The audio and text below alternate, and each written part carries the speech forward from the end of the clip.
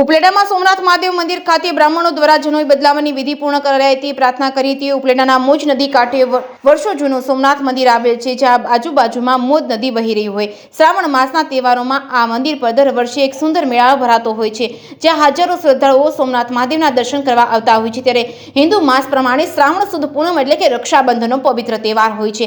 આ પવિત્ર પૂનમના દિવસે બ્રાહ્મણો દ્વારા જનોઈ બદલાવવામાં આવતી હોય છે. તો આ વર્ષે પણ રક્ષાબંધનના પવિત્ર દિવસે સોમનાથ મહાદેવ મંદિર ખાતે બ્રાહ્મણોએ જનોઈ વિધિનો એક કાર્યક્રમ રાખ્યો હતો. ત્યારે દરેક બ્રાહ્મણ તેમજ અન્ય શ્રદ્ધાળુઓ ભવ્ય ઉજવણી કરી વિધિવત રીતે કાર્યક્રમ પૂર્ણ કરી જનોઈ બદલાવવાની વિધિ કરવામાં આવી હતી. જે કેસની ગુજરાતી સાથે અર્શી આહિર, ઉપલેટા. હું સુધીરભાઈ પંડ્યા, ઉપલેટા બ્રહ્મ સમાજ.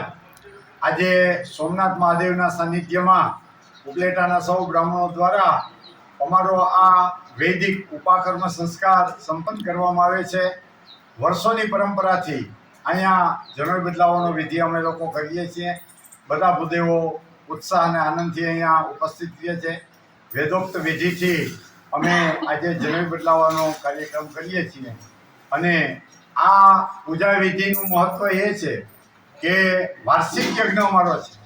વેદની અંદર અમારા દ્વારા જે કાંઈ દોષ ઉત્પન્ન થયેલા હોય, માલિન્ય થયેલું હોય, એનું નિરાકરણ કરવા માટેનો આ વિધિ છે.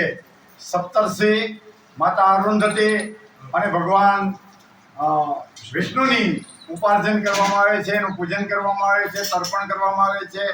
અને વિષ્ણુ ભગવાનની સાનિધ્યમાં બધા ભૂદેવો નવું જનોઈ ધારણ કરે છે. શુભમ ભવતુ કલ્યાણમસ્તુ. તન્મે મનઃ